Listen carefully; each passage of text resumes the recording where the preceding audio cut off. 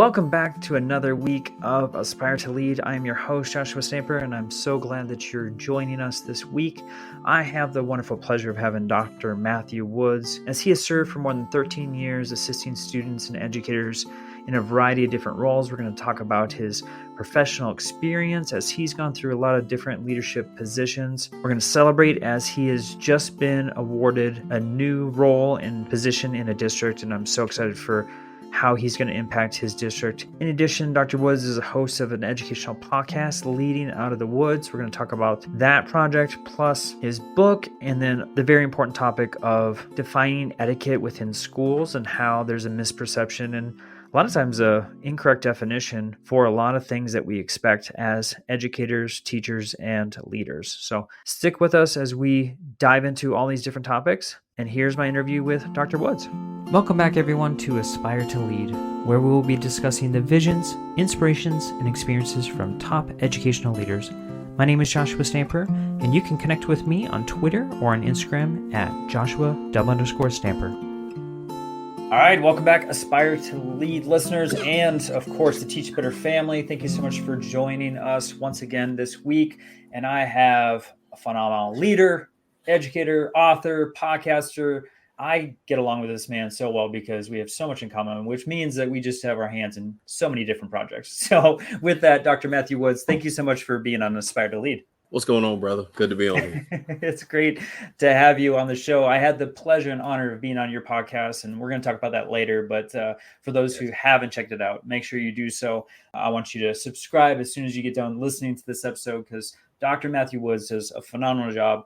And we're going to talk about a lot of his different projects. But first off, sir, I want to congratulate you on getting a brand new position. I'd love for you to share the wonderful news with my audience. Thank you, Josh. Josh, please call me Matt. We're friends, man. You don't have to be that formal on here. But no, I'm excited to be on here. And thank you for the words of encouragement. I've recently accepted the position of Assistant Superintendent of Student Services for Petersburg. In Petersburg, Virginia. I might throw that out there because I know you're broadcast on a lot of different districts and states all throughout. So here in Virginia, I'm super excited. I'll actually transition into that role June 1st. So it is, a quick turnaround, but I'm excited to get there and connect with the community and get to work. So yeah. So let's talk about that role, because it's a very fancy title, and I wanted folks to understand this kind of maybe the roles and expectations that go with that position, because I've said it before on this podcast. I want folks to understand that there are not three positions, right? It's not just teacher, assistant principal, and principal. Right? There are plenty of different roles and responsibilities in the district. And so if you wouldn't mind sharing kind of, what that role encompasses, I think that would benefit a lot of folks. Got you. So the easy way for me to say it is any and everything that encompasses services to students. I'll be honest with you. That's the way to think about it. But it is a big umbrella. All joking aside, so it does include everything when we think about security, when we think about transportation, when we talk about nutrition, technology, when we talk about the infrastructure, so like facilities and so forth, and all of those things. When you stop, they all do intersect when it comes to students and the type of services and how services are being provided. And for me, the way to think about my role, or a role like this for your listeners out there, if you aspire to do something like that, I'm really overseeing and managing, but most importantly, helping people be even more efficient and helping to remove barriers to not impede the work so other folks can be successful. And I've always tried to keep that mentality and that mindset, regardless of what leadership role I've been in. When you are in a leadership role, you're there to serve others, but to make their jobs easier. Like you take on more headaches and responsibility to lessen their load, so they're more productive. And you also, and this is actually something I stole from a mentor, you also try to help people anticipate problems or barriers before they're there, and to kind of clear the path for them. So like, even if they don't see it yet, you want to be able to hear what they're telling you, how they're responding, what they're doing, and really kind of think or help them think 2 steps ahead. Like, okay, if we're going to consider this, have we also considered this? Or if we haven't considered this yet, and this could be on the horizon, what can I do, or what can we do together to remove those potential barriers to make sure that all students not only are just supported, but are being successful? So that's, I guess, my mentality I've had for all the leadership positions I've had currently. That's going to be the mentality that I go in there into my new position. But the other thing really, Josh, and I'm saying all this before I've actually started, right? It is really just, I'm going to go in there with open eyes and open ears. And I just want to hear from people, see things from their perspective, and really just hear from them what they need from me to help them be successful. I'm so happy that you talked about the transition, because that is a part of moving from one role to another that people don't think about. And you need to have those goals, and you need to be able to, assess what's going on within that position to begin with. And so I love that you're already thinking about that and shared that and communicated that here on this podcast. But Matt, I want you to talk about your leadership journey, because I know you've been in leadership for a while now and have had multiple roles. So if you wouldn't mind sharing kind of where you've been prior to your new position. Yeah, leadership roles. And I tell folks a lot, I actually go all the way back to when I was in the classroom, because I think of different leadership roles and responsibilities I took on and didn't really realize how it would not only just impact me, but impact my mindset, impact my leadership style as I've, transitioned to different roles and responsibilities throughout the course of my career. So even when you go, all the way back, I like to say all the way back in time, earlier in my career, when I was in the classroom, being a supervisor like the National Honor Society, supervising the Minority Student Alliance, being a basketball coach, there were different things that I was doing then that I think sometimes when educators think about, traditional leadership roles, like when you're doing something, when you're supervising and managing others, that is leadership, regardless of the capacity, because a lot of those same traits and characteristics you would still apply in some shape or fashion in other roles. From some of those roles, then I transitioned into being a assistant principal at both the middle school and high school level. I've been a middle school principal. I've been a director of student support services. So that's at the central office level. And then obviously, as I transitioned into this new role as an assistant superintendent. So those are the different avenues and things when it comes to leadership that, from my experience, that I've been a part of and that I've done in my career or my journey. But it's funny when you ask that question, Josh. I always tell people, I always go back to my time in the classroom, and I think about how those tenets and those responsibilities became more macro over time and just grew, even though maybe my title changed and the level of responsibility, but those components and characteristics of what I did then have still followed me all the way through my career. Yeah, in fact, I'm thinking about my own journey. If I wasn't a coach, I would have never got tapped on the shoulder to say, hey, you're making an impact beyond the classroom. We think you would be a good administrator. So sometimes inadvertently, when you're taking on more responsibilities, although it's enhancing your leadership journey, it's also potentially giving you an avenue to maybe move in position also. Did someone tap on your shoulder as far as, hey, Matt, you need to think about this? Several people did.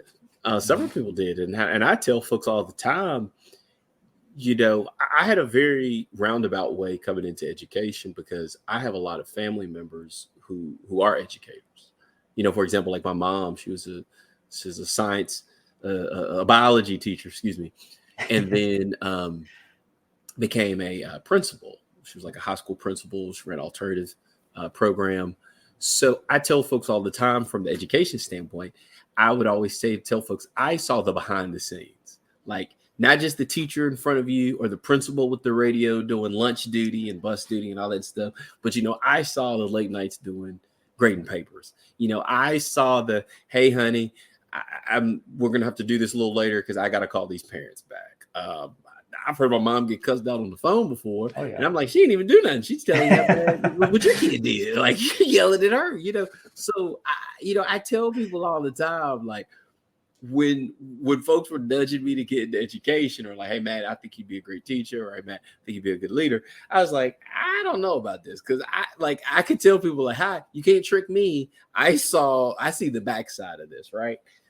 But I say that to say, I'm glad I was exposed to those things, because as people asked me these questions and wanted me to assume some of these roles and responsibilities, especially like when it comes to leadership, right? Right.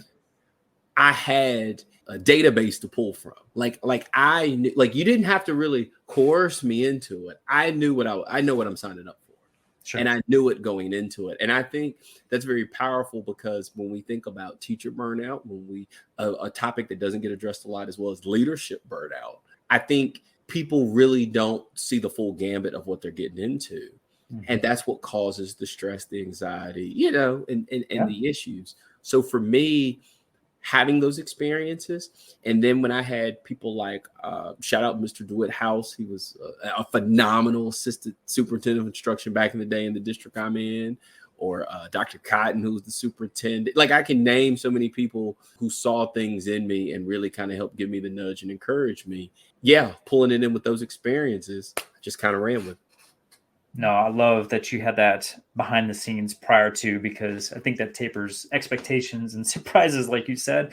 So I think that gave you a leg up probably than most of us as we're learning what the role is in the midst of it, and probably getting surprised. I know the first time I got cussed out by a parent was definitely a surprise.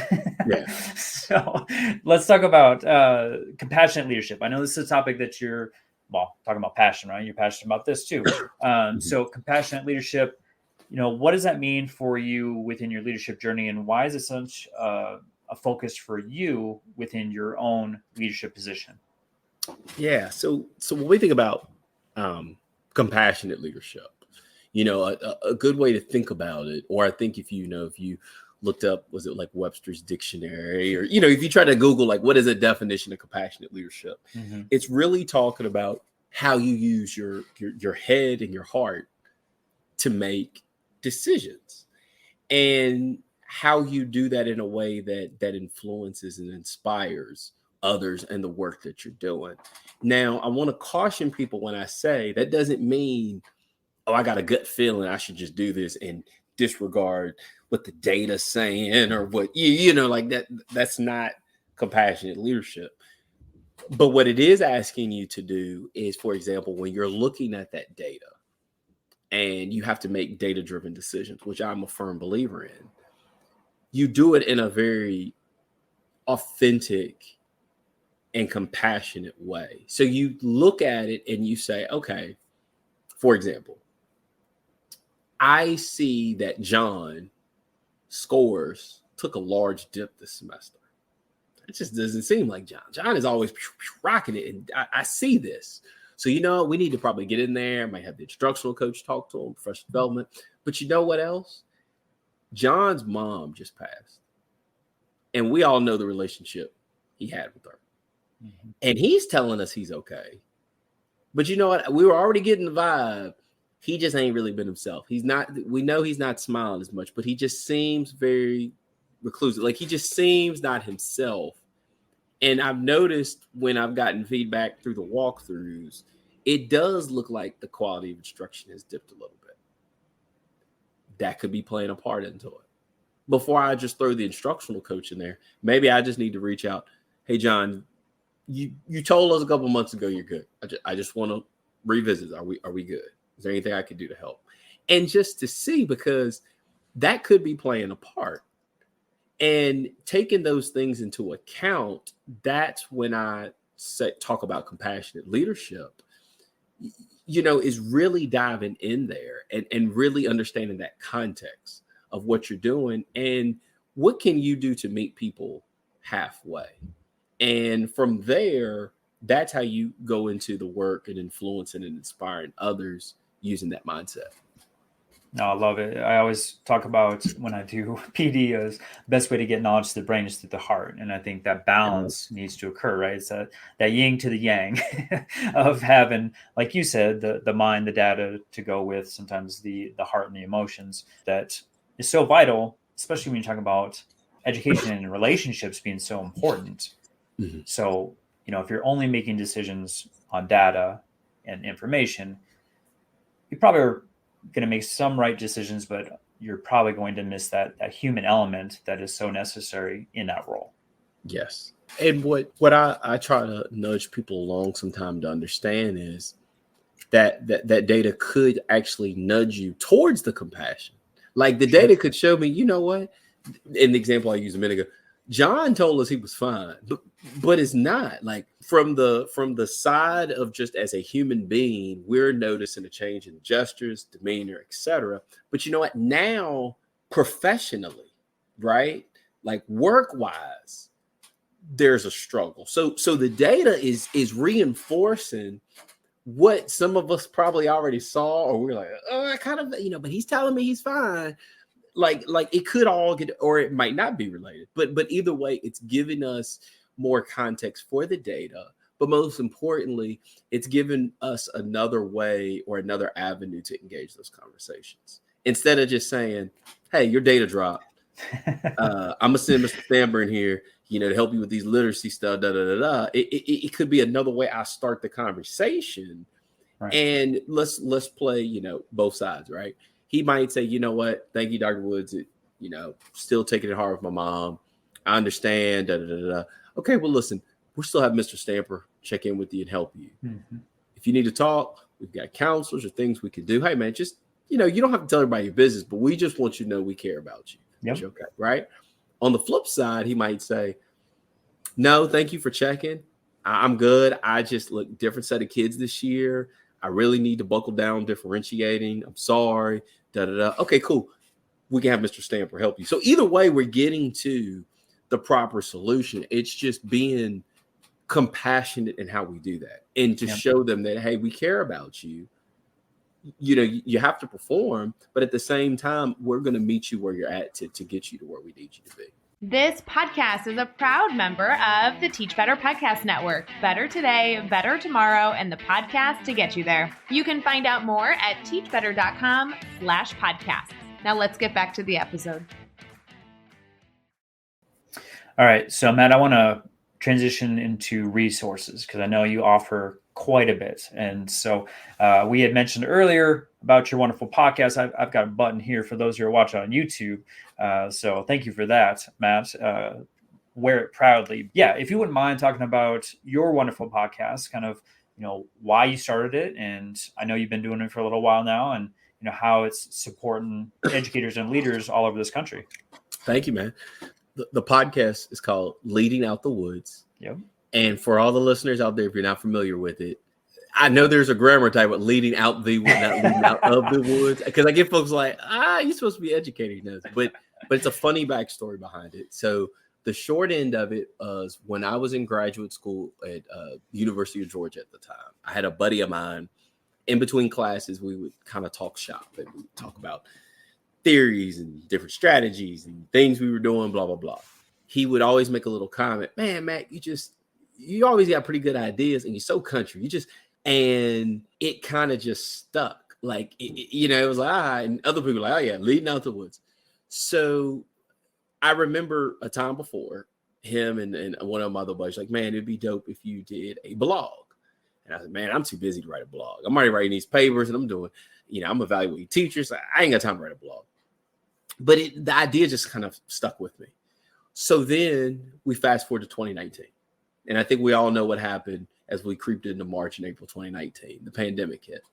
So everything was disjointed. Everybody was pretty much pushed virtual. You didn't know when we were going to be back in person. Yeah, all this crazy stuff. And it got blurred when you think about like responsibilities as it pertained to like a lot of us then kind of became virtual instead of in person. So I know for me, I was working all through the night and I was like, okay, I need to unplug because now the lines between me turning on and off are just really getting out of hand, right? So I came back to this scrapbook of ideas that I have.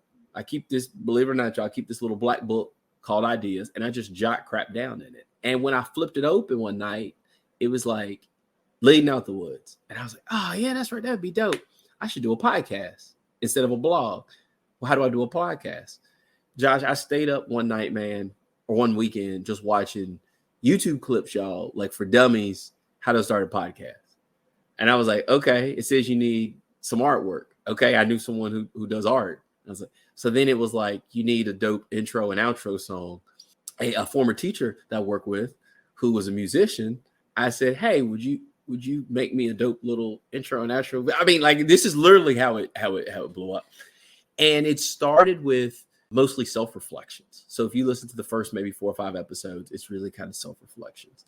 And what grew out of it, Josh, was people said that I know, they said, well, Matt, you know all these amazing people. Hey, man, it'd be cool if you could bring them on as guests. Okay, yeah, we could try that. Let me reach out to a couple of people. And I was amazed, Josh, at the kind of love and support I got. And blink your eyes, and we're 100+ episodes, and 3 years later, and we've actually now spawned recently into anchor chats, which goes up in between the episodes. But the anchor chats are small 8 to 10 minute self-reflection tips that I do, but it's leading people towards professional development. So I think one of the most recent ones we did was sustaining relationships.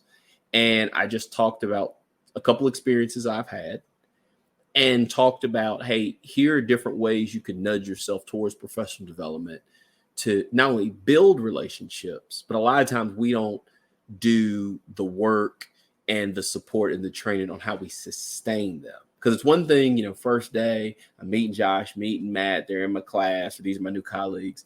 But then, you know what? Fast forward, now we're in January, and now everybody's tired. How do I keep that same momentum and that same positivity? So that was what like our latest anchor chat talked about. And yeah, man, it's just been a blessing. Well, that's super powerful. I love the chat that correlates to the podcast. I think that's something that not a lot of folks do. So make sure, for those who are listening, again, subscribe to the podcast, but then also, you know, try to engage in a different way with those chats that Matt offers. So I want to talk about next something that started as flashcards that turned into a book.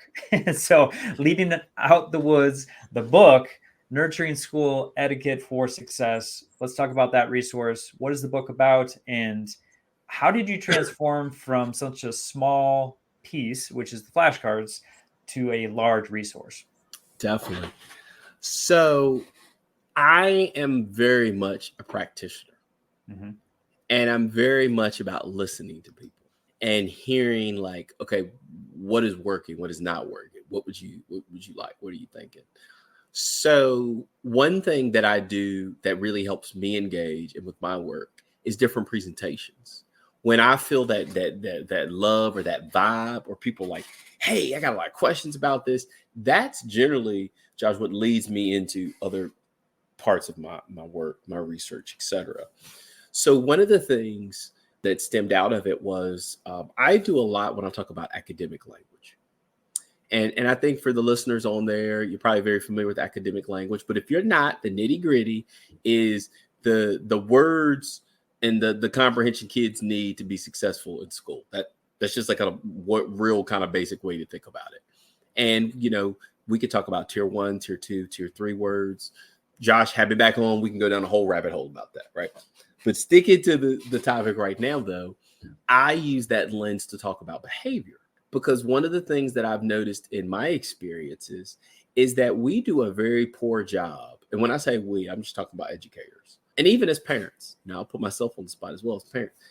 We don't really teach kids the words that we're throwing at them when we talk about understanding proper etiquette in a school.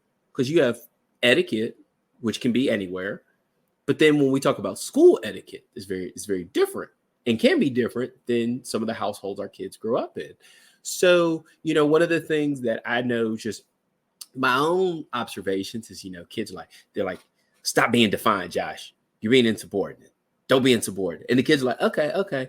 And I just started asking kids, hey, Josh, what does defiant mean? I don't know. What's insubordinate mean? I just can't do it, Dr. Woods. I mean, you know, and I love, especially the younger kids, because they're so gullible, yes. Right? And then I remember, I said, okay, well, then I started asking educators, hey, you tell me the difference. What is the difference between defiance and insubordination? I had folks who couldn't tell me the. So I was like, "Oh, wait a second. We got a code red. Sound the alarms. We got a problem." So that became the very one of these presentations I did, talking about school etiquette, expectations. So I remember there was a gentleman. Shout this guy out if he's listening, whoever you were. I can't remember your name on the top of my head, sir. But in the between me doing this presentation for like 100+ people, he said, Dr. Woods, it would be real dope if you just, I don't know, man, had flashcards. That's flashcards. And he said, flashcards, these different terms, you're like, what defines means, insubordination, respect, etiquette. Hey, a lot of these are the same words we find in our code of conduct. So started doing research. Not only in the state I'm in, Virginia, I started looking at other states. He goes, you know what? These are the same terms that you see universally in pretty much all code of conduct. So Josh, from there, we came out with the school etiquette expectation flashcards, the 26 terms that kids and parents and educators need to know. So we pushed them out. A lot of love. People loved them. But folks were still like, okay, I get what you're saying, but how exactly do I really use them, Dr. Woods, right? So in between the presentations, I would kind of walk people through how to use them. And they're like, oh, this is so good. So then I had someone, or I say someone, but multiple people said, man, you just really need a book. You just need a book putting together this presentation. So Josh, like you said, that led into Leading Out the Woods, Nurturing School Etiquette for Success. So a very long-winded way of saying those experiences and presentations are all wrapped up in this comprehensive book. It's an easy read, brother. I'll be honest. The first draft was 163 pages, I believe, and people hated it. If we need to edit this part out, we can. People hated it, not because they didn't like the content. Folks were like, Woods, you are a practitioner like us. When do I have time to read 160+ pages? Right. You're right. What would work for you? Matt, if you could squeeze this sucker down to about 100 pages, excuse me. That makes a lot of, sometimes, and I think as educators, we try to outsmart common sense, right? Like, duh, like that would make a lot of sense. 100, like if I could get down. So I remember asking people, well, I've got all these crazy citations. Matt, we know what MTSS is. Right. What educator doesn't know MTSS, right? You don't need to tell me the definition I don't need all your citations for it. Right. You just need to say how you've taken MTSS and how you're plugging it in with this. So there was a lot of stuff. I like to say I really kind of trimmed some of the fat off of it and got it down to as clear cut as possible. And that's how we got the book. And the book has been great. It's very rewarding for me to hear people reach out either through, like Twitter, through email, and just say, hey, Matt, this has really kind of caused us to do a huge mindset shift in our schools and our divisions. But most importantly, the data is backing it up. Like, hey, we're really getting intentional when you talk about these etiquette lesson plans. So that's another thing, Josh, I don't think you and I got to talk about. So we recently came out with the etiquette lesson plans, which are a set of behavior expectation plans that can be universally used by any teacher. We also have template lesson plans where then we say, okay, we've kind of walked you through what proper hallway etiquette could look like, what proper classroom and cafeteria etiquette look like, what restroom could look like. Hey, now you have your blank one, so you can kind of mix and match it. And it's been real good because people are using it, and the feedback that I'm getting where they're like, hey, this is very practical, it's making sense, and I'm already seeing how it's being effective. Man, I love this. So yeah, this is something that is a huge struggle. Every campus I've been on is the universal expectations, but also the universal definitions, because like you said, everyone comes in with different experiences, different makeup in the home, different lessons being taught throughout their life. And one teacher may define it one way, another defines it a different way. One student defines it one way, another student defines it different. So, as a leader, it's so important to make sure that everyone understands what these words are and the definition. So, kudos to you for listening to the need and creating something for folks. So I will tell you the first three chapters, to be transparent with everybody. The first three chapters does exactly what you're talking about, Josh. It addresses, hey, that elephant in the room. We say we want all kids to act this way or to know these things coming in, but let's pause. Are we on the right page? Do we have a clear mindset? Because I think a lot of times we say, well, we need the kids to have clear language. Well, no, first, as educators, we need to have clear language. We need to have clear expectations. So the one, I'll just throw this nugget out there, Josh, to give people an idea of what you'll get in the book or the presentation if I come to do it for you. Mm-hmm. When we talk about defiance and insubordination, right? So defiance, definition, civil disobedience, right? Or just being disobedient, not following directives. Insubordination is not following the directions or the directives of an authoritative figure. That's the difference between defiance and insubordination. So then from there, what I walk people through, and I talk about a little bit of the book, okay, we need to define who is an authoritative figure in your school. So usually people say, oh, that's easy, Woods. Teachers, principals. Okay, so the cafeteria, the custodian is mopping the floor, kid kicks over the bucket. Oh, well, that's being insubordinate. Well, you just told them they're not an authoritative figure. Sure. So then it gets people really thinking, like, okay, you need to make sure it's very clear on your end, because just using that behavior as example, that's still wrong. Kid kicking over mop is still wrong. But how we address the kid to show them what you did was wrong and how this is the behavior I need to see, we have to keep that same language. So if I'm saying you're being defiant, but then the administrator is saying you're being insubordinate, then someone else is saying, well, you're just being disrespectful. Yep. Well, think about all that confusion you're causing for the kid. Like, instead of all of us just saying, let's use the example of insubordinate, you were being insubordinate because the custodian asked you not to do that and pay attention. And you intentionally did that.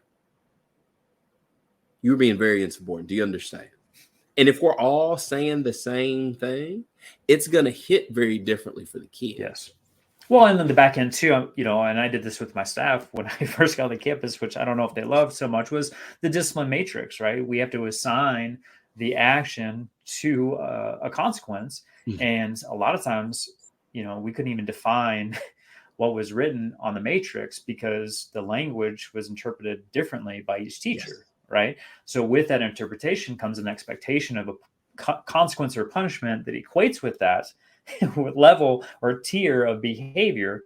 And if we can't even agree on the definition, then that's when, expectations turn into disappointment, which then turns into animosity to potentially administrator. And that goes on not just with the teacher to admin, but that could be parent to admin also. So there's a lot of components there. And like I said, flashcards to help in just kind of that assessment, but also that teach piece of making sure everyone's on the same page, students, teachers, parents, admin, everybody. So that way, like you said, when we're trying to reinforce, we're all on the same page, we're all using the same language, we're all teaching the same lesson to maintain and create the behavior that we anticipate in the future. So absolutely love it, man. Everyone needs to buy the book as soon as possible. Make sure that you have that resource for your school as you're trying to make sure everyone has that etiquette down. And then I want to talk about actionable items, right? We've talked a lot about, a variety of different topics here. And I don't know if you want to equate it to something that's been already discussed or if you want to bring something new to the table. But for those who are listening after this conversation, what is something they can do tomorrow or next week to enhance their leadership journey? The first thing, I think it's looking in the mirror and knowing what you stand for.